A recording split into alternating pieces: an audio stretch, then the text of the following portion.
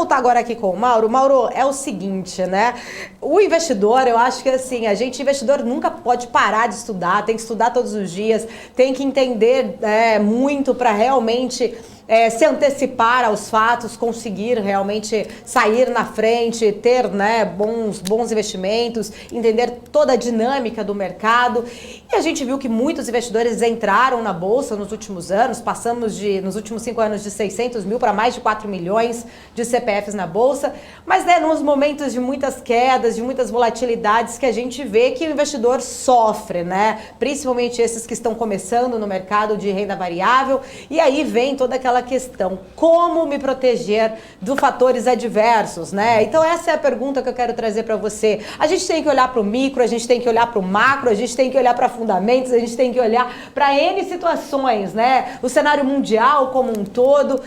O que você indica, né? Como proteger? É hora de, sei lá, de repente, não, eu preciso aproveitar melhor esses ativos, tem boas oportunidades, vamos tentar encontrar essas boas oportunidades, visando ali, né? Tentar mitigar ali um pouquinho também as perdas para fazer, às vezes, um preço médio, renda ou fixa. outras, né? Ou renda fixa, enfim. Como proteger o seu portfólio diante de tantas situações? Temos um ano de eleição em 2022, sem esquecer disso também, né? O mercado financeiro traz sempre junto a volatilidade. Volatilidade é algo inerente ao mercado financeiro e todo investidor tem, de alguma maneira, a se acostumar com isso. Eu não consigo não dar exemplos que as nossas avós falavam para a gente. A primeira coisa que eu lembro que a minha falava é que o telhado se troca quando não está chovendo. Ou seja, eu tenho que comprar um hedge, eu tenho que fazer uma proteção quando o sol está brilhando, quando as coisas estão boas e não quando elas estão mal. Agora, numa situação onde a gente tem essa volatilidade, todo esse risco inerente, todas essas dúvidas, qualquer tipo de proteção é sim muito cara. Fica claro, na minha opinião, pelo menos, que o momento para esse tipo de proteção, que se chama de hedge, já passou. Então, olhando para frente, o primeiro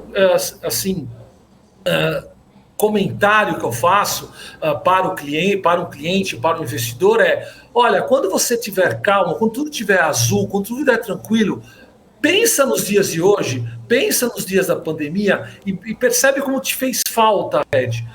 Então, vamos compor a sua carteira com algum tipo de hedge. E esse tipo de hedge pode ser opção, esse tipo de hedge pode ser uma posição de investimentos atreladas ao dólar americano, pode ser algum tipo de ativos atrelados à inflação. Você tem várias maneiras de ter esse hedge, não necessariamente um ponto só.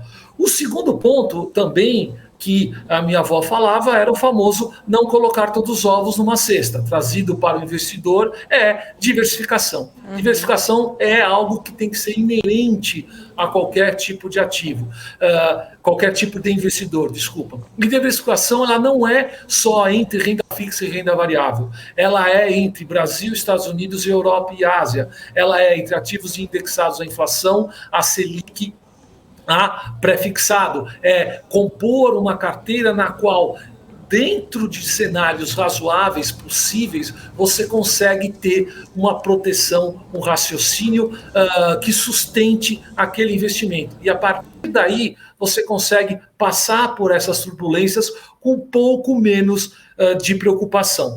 Preocupação vai ter porque volatilidade vai ter. O que acontece eu não posso perder o sono por causa disso, porque se eu estou perdendo o sono, isso quer dizer que a minha carteira não está condizente com o meu risco. Eu preciso ter os dois muito próximos. Não é fácil, não é algo do dia para a noite, tem uma curva de aprendizado importante aí, como você muito bem falou.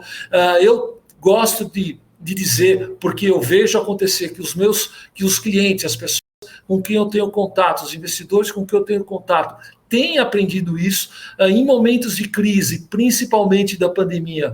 Eu tive muito mais acesso a investidores que ou mantiveram as posições ou até aumentaram nesses momentos do que clientes que resolveram sair quando a bolsa estava lá nos seus 80, 70, 60 mil pontos e não perderam tudo, uma parte importante do patrimônio, como não recuperaram quando a bolsa voltou. Então, resumindo, diversifique, hedge tem que fazer parte da carteira e deve ser feito em momentos onde existe tranquilidade e não ao contrário. E, principalmente, a carteira tem que estar atrelada com o seu perfil e com o seu objetivo, para que com isso a gente não perca o sono quando vem essa volatilidade, porque volatilidade vai vir, assim como os impostos e a morte, e não sou eu que falo isso. Ô Mauro, e deixa eu só falar uma coisa, um desafio maior, eu acho, é descobrir o seu perfil. Porque quando você vai abrir uma conta numa corretora, né, vem aquelas perguntinhas, aí você fala, não, eu sou arrojada, né, eu gosto, não, eu quero ter maior rentabilidade. Aí quando vem no bolso a primeira queda, 5 meses de um Ibovespa em queda, você amargando um prejuízo ali, não amargando, prejuízo eu falo num sentido assim, quem não realizou não é o prejuízo, mas você fica olhando ali teu número caindo, né? Aí você vai descobrir, eu acho, qual é teu perfil, porque até o teu perfil vai até o primeiro prejuízo ali, até a primeira queda, né? É difícil descobrir qual que é o nosso perfil. E eu sou péssimo, Paula, sabe por quê? Porque eu gosto de criptomoeda, fundo, renda fixa e ação. Ah, então, ou seja, é pula tudo. de paraquedas também, você também gosta então, bastante, assim, você gosta de riscos. Eu vou controlando o risco, entendeu? Então, o tanto que eu invisto em criptomoeda, eu vou ali numa renda fixa, num fundo de investimento, porque se cair, eu falo, bom... Ô Mauro, pegando esse gancho já até do Rafa, né?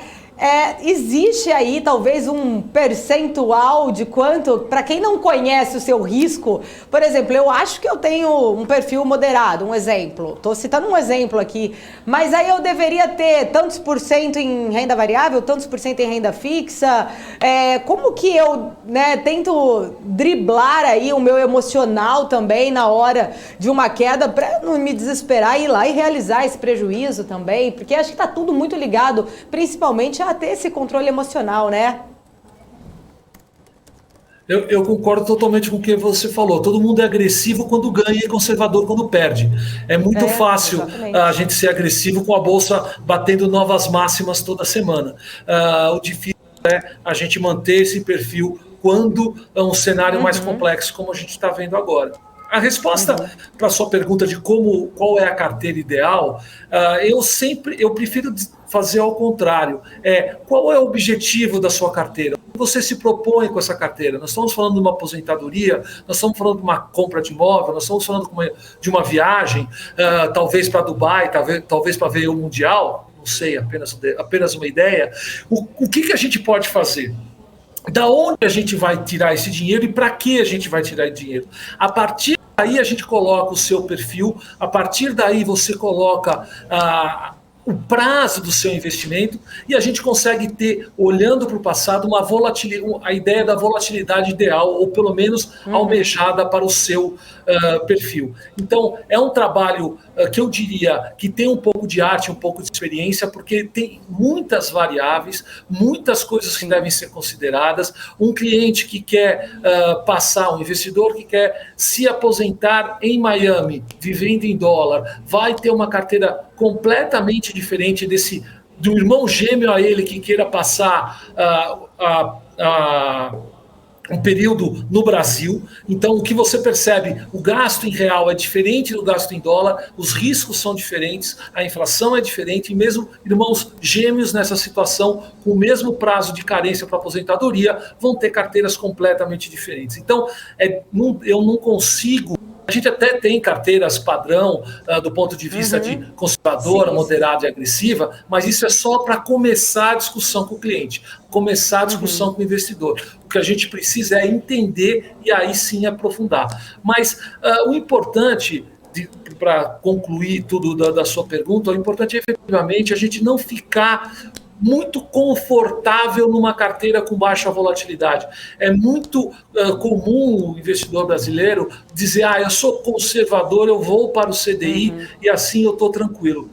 Isso é também uma grande perda de oportunidade daqui para frente. A gente pode ver que os investidores que podem ser mais agressivos, que têm mais longo prazo, têm, em geral, uma rentabilidade melhor, e essa perda de oportunidade também tem um custo.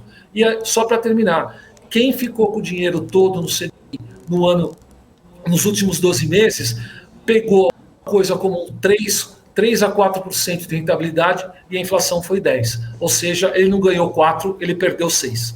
Perdeu 6%. Exatamente. Exatamente. Bom, Maravilhoso, muito bom, Mauro. Fala.